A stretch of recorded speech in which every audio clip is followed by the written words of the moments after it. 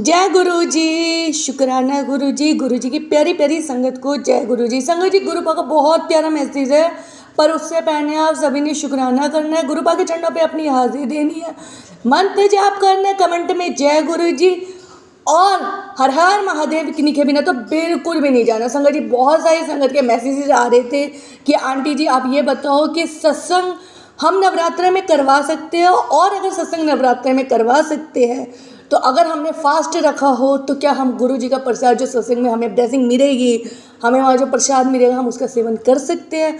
तो भाई संगत जी, ये बात तो है कि भाई सत्संग कराते हैं, सत्संग हमें गुरुपा के साथ जोड़ता है और उस टाइम गुरुपा खुद विराजमान होते हैं। लेकिन हम ये भी जानते हैं कि गुरुपा ने आज तक हमें किसी वहमों में रखा नहीं है, पर हम संगतों ने, हम इंसानों ने दुनिया भर के वहम पार रखे हैं कि अगर सत्संग है तो आप प्रसाद नहीं खा सकते, सत्संग करा रहे हो तो आप नवरात्रि के फास्ट रख रहे हो, फिर आप जल प्रसाद का और नंगर प्रसाद का सेवन नहीं कर सकते।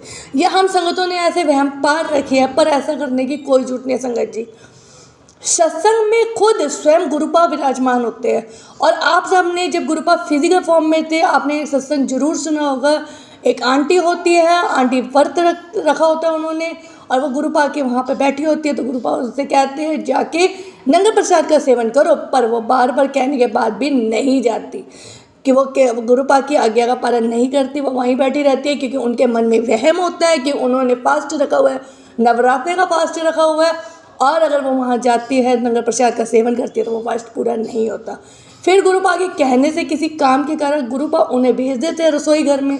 अब रसोई घर में वो जाती है तो वहाँ वो देखती है 9 की 9 देवियाँ उस टाइम नंगर प्रसाद बना रही होती है, नवरात्रि के टाइम में नंगर प्रसाद बना रही होती है, और वहाँ पर जितनी संगत होती है उन सबका उस खाने से, उस नंगर प्रसाद के खाने से न जाने कितनी संगतों की बीमारियां दूर होती है।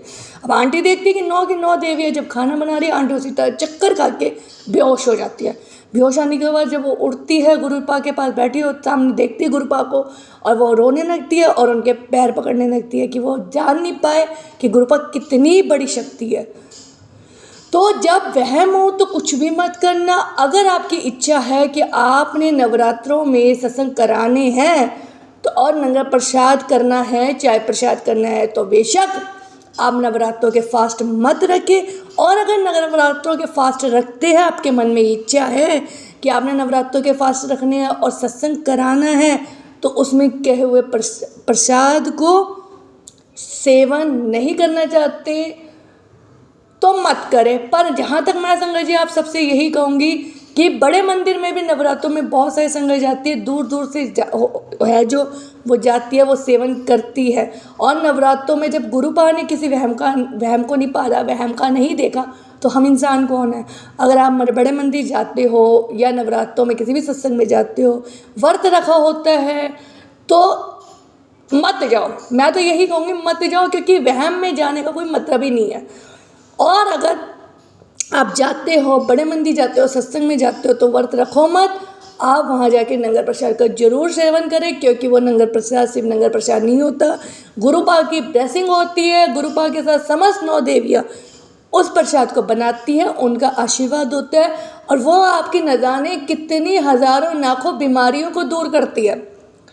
तो वो एक ऐसी दवाई है, अगर आप उसे इग्नोर करोगे ये सोच के कि हमने फास्ट रखा, हमारे भगवान बुरे मान जाएंगे, तो ऐसा नहीं है। बल्कि आप नंगर प्रसाद का सेवन नहीं करोगे तब भगवान बुरा मानते हैं, क्योंकि भगवान ने कभी नहीं वहम डाला, भगवान ने कभी नहीं कहा कि तुम मुझे व्रत रख के मनाओ। अगर जिसे के पास भगवान ने आना होता है ना, वो उनके साथ हमेशा ही होते हैं, क्योंकि अगर भगवान को मिलना होता है तो लाखों हज़ारों गरीब है जो भूखे रह जाते हैं, तो वो हर टाइम भूखे रह के ही ना भगवान को खुश करने थे, और खुश करके करोड़पति ना बन जाते। तो इसलिए श्रद्धा, विश्वास, जो आस्था होती है उस पर यकीन रखो।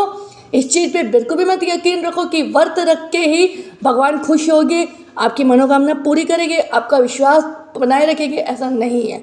अगर आपने जाना है बड़े मंदिर या सत्संग कराना है अपने घर में, बेशक सत्संग कराओ, सबके साथ जो भी नंगर प्रसाद होता है, चाय प्रसाद होता है, उसका सेवन करो, उस टाइम व्रत मत रखो।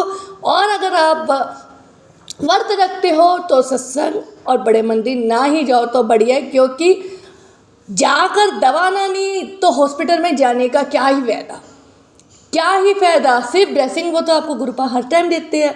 वो तो आपको ये कभी नहीं कहते कि अगर आप मेरे पास आओगे तभी मैं आपको ब्लेसिंग दूंगा, नहीं। आपके लिए बड़ा मंदिर एक ऐसा मंदिर है जो आपकी समस्त बीमारियों को दूर करता है, आपके ऊपर जितनी बलाएं है उन्हें दूर करता है। तो बड़े मंदिर जाना है, अगर दवा लेनी है तो श्रद्धा से नंगा प्रसाद का सेवन करना ही करना है, क्योंकि वो ऐसी दवा है। बड़े मंदिर में एक ऐसा दुखों को दूर करने वाला, बीमारियों को दूर करने वाला, हर संकट का कल्याण करने वाला एक बहुत बड़ा अस्पताल है।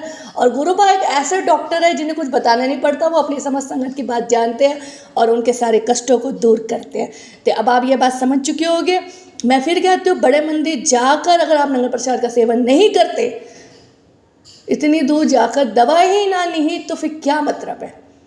गुरुपा आपके साथ हर जगह है। अगर विश्वास रखोगे तो हर चीज़ मिलेगी, विश्वास नहीं रखोगे तो कुछ भी नहीं मिलेगा। समझ रहे हो मैं क्या कह रही हूँ संगत जी।